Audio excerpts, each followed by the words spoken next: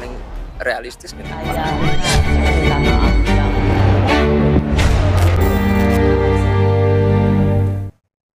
Saya masih bersama pakar otonomi daerah yang pernah menjabat Dirjen Otonomi Daerah Kementerian Dalam Negeri tahun 2010-2014 dan penulis buku berjudul Menelisik Sisi Pelik Desentralisasi dan Praktek Pilkada, Profesor Johermansyah Johan.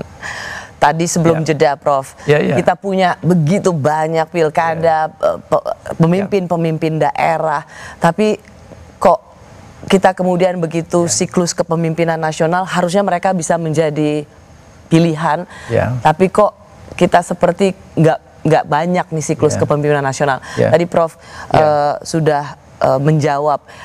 Berarti yang harus kita ingatkan pada partai politik, kalau pilkada serentak 2024 ini adalah cikal bakal untuk pilpres 2029, catatan paling kritis apa dari seorang Prof.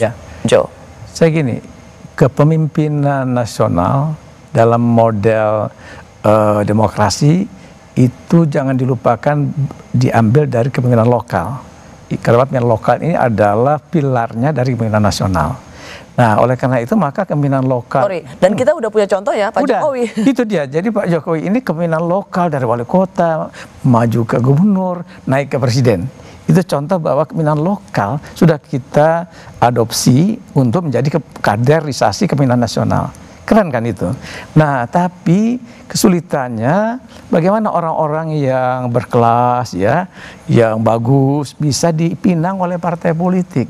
Jadi partai politik jangan hanya ambil dari kalangan partai saja atau kalangan orang yang punya uang saja, tapi juga tokoh-tokoh yang bisa kita perkirakan bakal menjadi punya leadership yang oke. Ya, mungkin itu bisa naik ke depannya menjadi pemimpin di tengah nasional. Nah, ada contoh yang agak menarik sekarang di Partai Nasdem yang mencoba memberi tiket ya untuk Ilham Habibie. Ya, kemarin saya saya nonton itu. Jadi Ilham Habibie ditampilkan untuk calon gubernur. Nasdem tuh berani berspekulasi kan. Nah, mungkin juga partai-partai yang lain dong, kenapa tidak? Jakarta. Nah, PDIP kan punya banyak orang, banyak kader-kader. Siapa? Kemudian partai seperti Gerindra kayak Golkar kayak gitu ya, harus cari orang yang juga punya kelas lah. Ya. Nah, jadi supaya jangan berulang. Kita lihat itu aja yang main di sirkulasi pencalonan. Supaya setelah 5 tahun dari pilkada ini kita melihat pemimpin-pemimpin lokal yang betul-betul memperbaiki daerahnya, memberikan perubahan baik untuk daerahnya, dan kita jadi punya harapan. Dimulai dari daerah untuk bangsa Indonesia. Kemarin juga nama Bu Susi Pujastuti disebut. Semua saya dengar itu untuk Jawa Barat ya. Untuk Jawa Barat.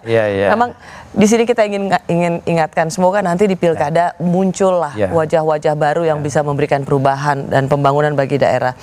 Nah, Prof. Kalau banyak orang mengatakan bahwa wah, pengaruh Pak Jokowi di pilkada nanti itu masih sangat kuat. Tadi Prof bilang koalisi Indonesia Maju, ya kalau nggak mungkin semuanya, tapi paling nggak bisa beberapa daerah yang mempengaruhi kantong suara di Pilpres 2029 nanti. Pandangan Prof Johan? Saya kira kan karena Presiden Jokowi ini agak unik ya, dia nggak lemdak gitu ya kan, jadi nggak jadi lemah. Dan dia kenapa? Karena dia kan kingmaker untuk presiden terpilih kan.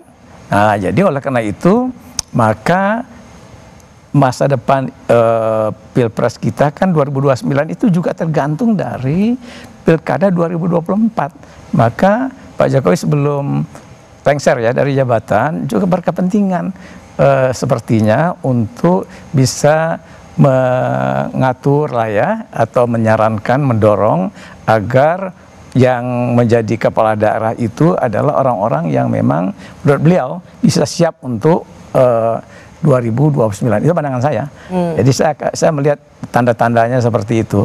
Ada gejala misalnya ada rapat mengumpulkan ketua partai Kim kan, Ya. belum lama ini. Satu-satunya perkat atau yang bisa membangun soliditas di Kim ya hanya Pak Jokowi. Nah, itu dia. Jadi itu yang dicoba dilakukan, termasuk juga bahkan ada aktivitas Pak Jokowi yang langsung ke lapangan kan, misalnya untuk kasus Gubernur Jawa Tengah calon nih, ya Pak Kapoldanya itu siapa namanya itu Lutfi. Lutfi, ya. Nah, itu kan Pak Jokowi nampak terbuka sekali untuk menyokong itu untuk Jawa Tengah. Nah, padahal Jawa Tengah itu kan kandangnya banteng, ya kan? Nah, ini contoh bahwa beliau terus tetap menyiapkan orang-orang yang akan menjadi kepala daerah itu supaya apa? Supaya bisa memberi kantong-kantong suara nih, terutama nanti in case 2029 apakah Pak Prabowo maju lagi atau Gibran berhadapan dengan Pak Prabowo bisa juga kan? Ya. Atau dia itu berpasangan. terjadi pada Pak SB dan Pak JK. Itu dia. Pak SB presiden, wakil betul, presidennya Pak betul. JK di Iya.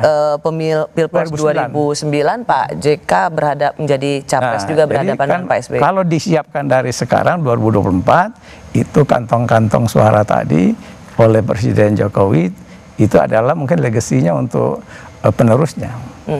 Jadi sepakat ya Prof Jo bahwa pilkada serentak nanti November ini adalah pilkada rasa pilpres. Iya, sepakat sekali. Betul Mbak Rosi. Terima kasih Prof Jo sudah berbincang di Rosi. Terima kasih untuk diskusinya yang selalu menyenangkan. Iya, alhamdulillah. Terima kasih juga bagi Anda yang sudah menyaksikan Rosi. Saya Rosiana Silalahi, kita jumpa Kamis depan. Selamat malam, sampai jumpa.